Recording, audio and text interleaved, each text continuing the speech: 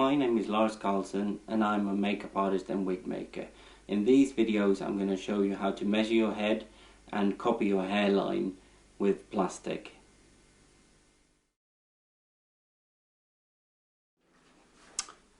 This is the equipment we're going to need to measure someone's head. First of all, we need a tape measure. We need a chart to fill in with all the measurements, a pen to fill that in. We need some ordinary bandage from a pharmacy, elastic bandage, to put around the head. And we will need some ordinary clips and some ordinary hairpins, a hairbrush, and the last thing we need is a wig cap. This can be done easily by cutting off a piece of tights or pantyhose.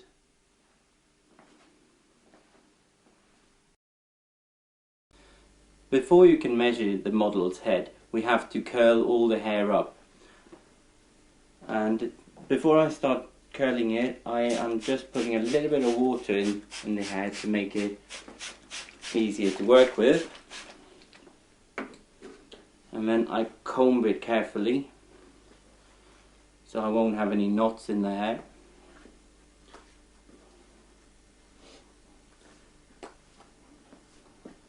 The purpose right now is to get the head as small as possible, so we will know the correct size for the wig.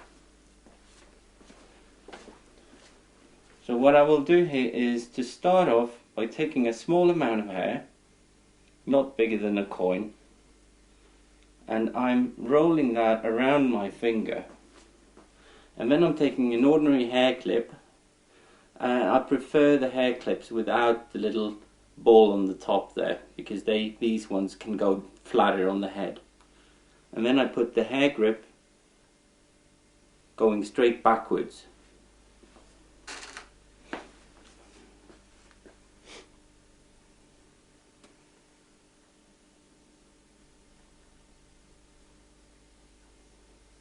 It's important not to take too big of an area at the same time, because then you build up the height and that will distort the measurements.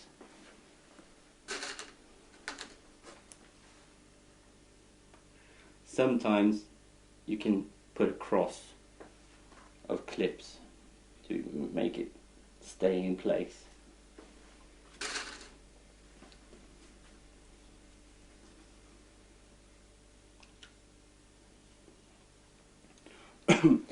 You must always keep the hairline visible, because we are going to take a copy of that hairline later on.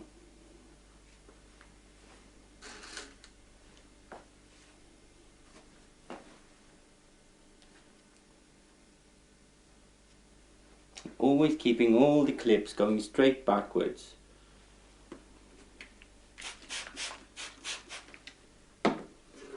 If this was a very long hair, I would have to do this more or less over the entire head.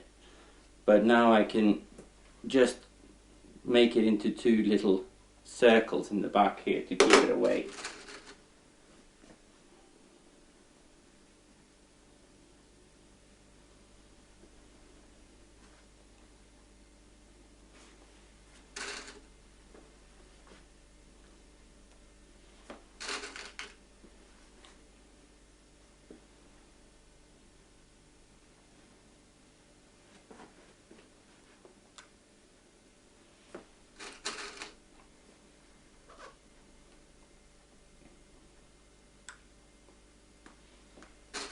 When you're going to measure the entire head, it's very important that you make sure that the hairline in the neck is just as visible as the one in the front.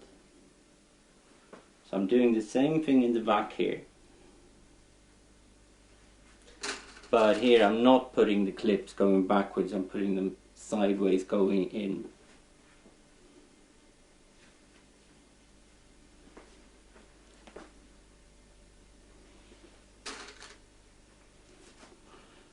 If you try to skip this step before measuring for a wig to be made and just take measurements without the hair being curled up, you will end up with a wig that is too small, because the head grows about 1 centimetre or 2 when you do this. Now you take the bandage, ordinary pharmacy bandage, and I'm going to roll it around the head, about 2 layers. 3 it became. And then you take the hair needles, the pins, and just secure it. Now making sure the hairline is clearly visible, using hairpins to hold the hair back and also keep the bandage in place.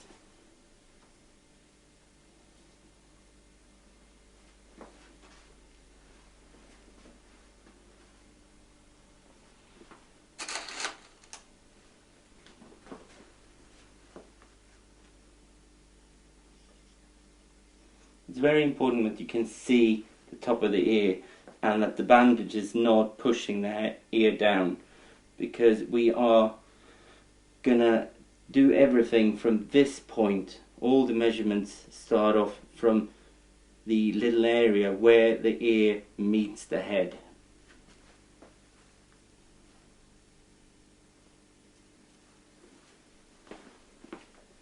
Okay, more or less done there. Just taking a little bit more water and cleaning it up there. And then we take the wig cap, which is made out of tights. Can you hold there, please? Hold it down your forehead. Not that far. Okay, thank you.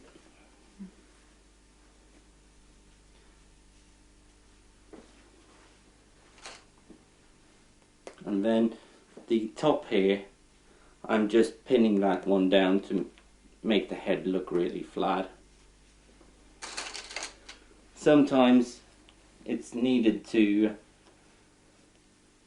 pin this one down as well, but most of the time it sticks quite nicely anyway. Okay, it's time to start doing the measurements. Here I have a tape measure which has centimeters on one side and inches on the other. I always start with taking the whole measurement first, the full head measurement, and then you take the tape measure and you put it just in the hairline there, and then you follow down to the ear, the top of the ear.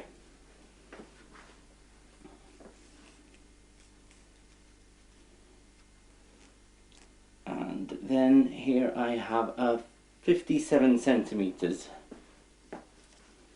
Filling that out immediately. The next measurement is forehead to neck. Again, you're putting it at the very hairline and taking a measurement down to the hairline down on the neck, and that's 38. The next one is going from ear to ear over the head. 31. Same thing, but over the neck. And here it's important that you have a 90-degree angle from the head. And it is 29.5. If you are not sure about a measurement, I would say that you better always to round it up, because you can always pin a wig together, but you can't make it grow. The next measurement is temple to temple. Take the hairline here and go in a 90-degree angle straight back, and here we get 39.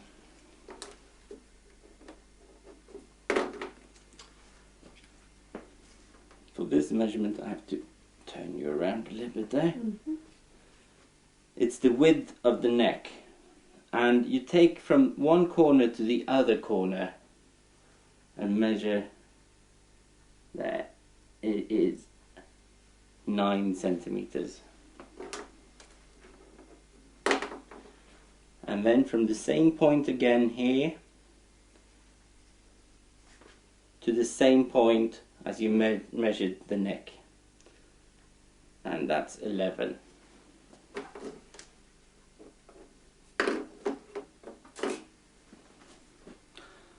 Okay, that is all you have to do for measurements. So after this we're going to continue with the plastic copying of the hairline.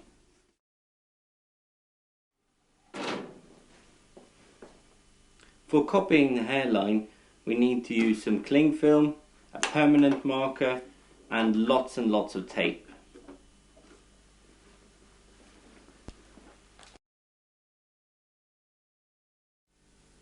The hair is now curled and under the bandage, so now it's time to copy the hairline. And to do that we're using cling film. We will take cling film and we will wrap it around the head, not covering further down to here.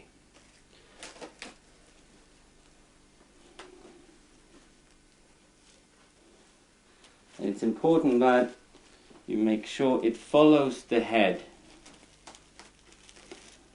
as closely as you can get it. So you want to massage it down a little bit.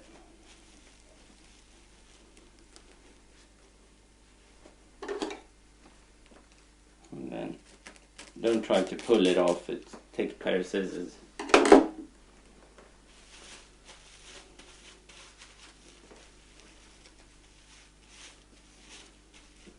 The reason to do this copy is that when you send off to have a wig made, you will send this one, and I or the one who's making the wig can put down your exact hairline onto the wig block,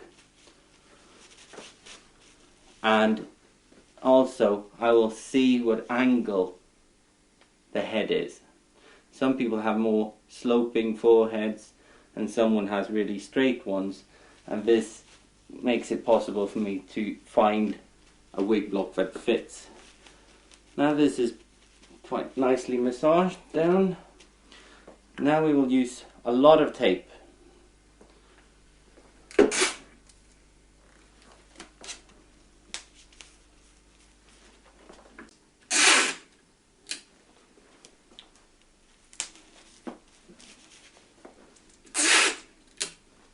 You would probably use half a roll of tape,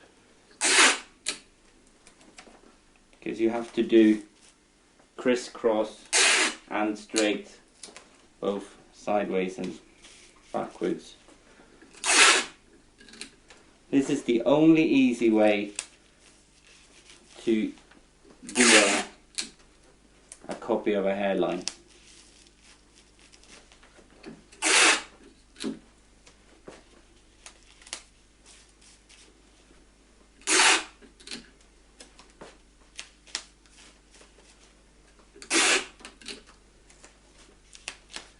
Going all down over the ears as well.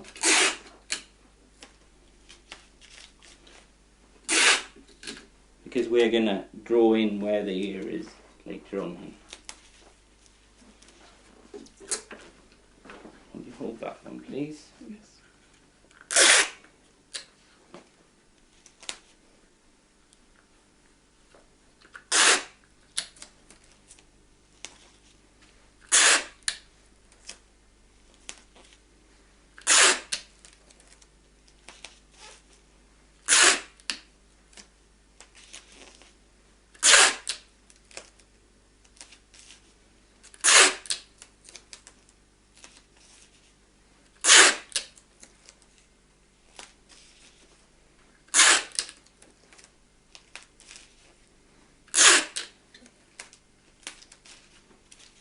And once you've done the first layer of tape, I usually draw in the hairline, because afterwards it tends to become more and more difficult to see the hairline.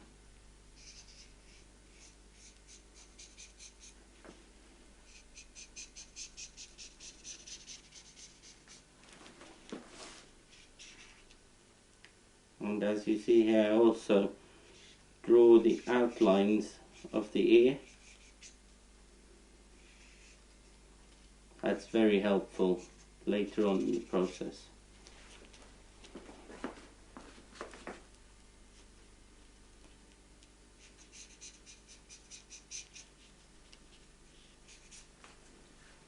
When doing this, it's very handy to have a mirror to look into, because sometimes you can see the hairline more clear in the mirror. I don't have that luxury right now, but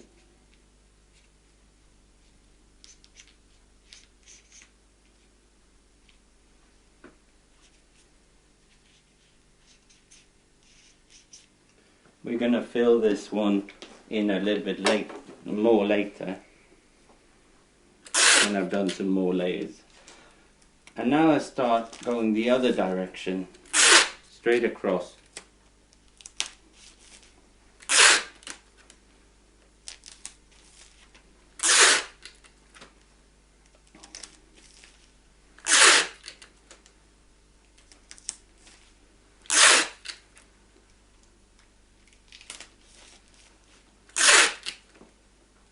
You just can't get enough layers on this.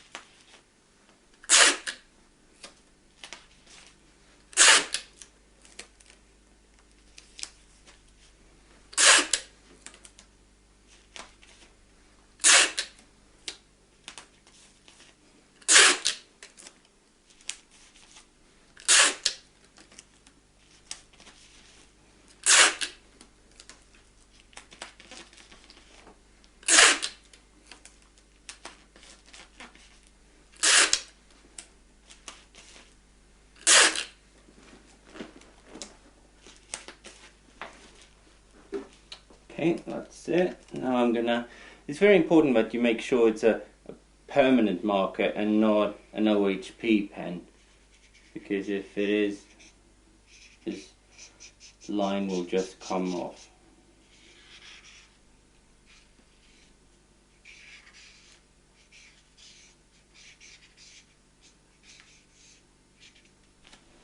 The reason why I want the ear to be here is that if I have the ear drawn in, I can compare that to the measurements and see, so all the lines will be correct.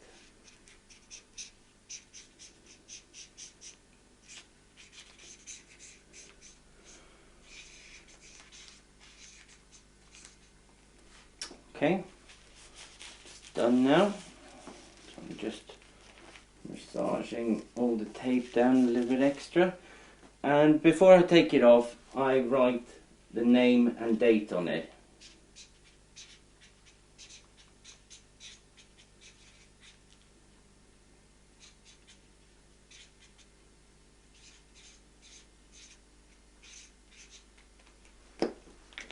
so you can't see the difference from one hairline to another when it's off the head. I'm now going to use the scissors to cut the plastic open in the back, and this is one of the reasons why it's so good to have the wig cap on early, because I don't risk to cut the hair off. And then we just slide it off. So here you can see that the full shape is copied, and if you want to, you can put some more tape on the inside of it to keep it sturdy. Okay, that is how easy it is to do these things, and if you follow these instructions you will do just fine. Thank you for watching.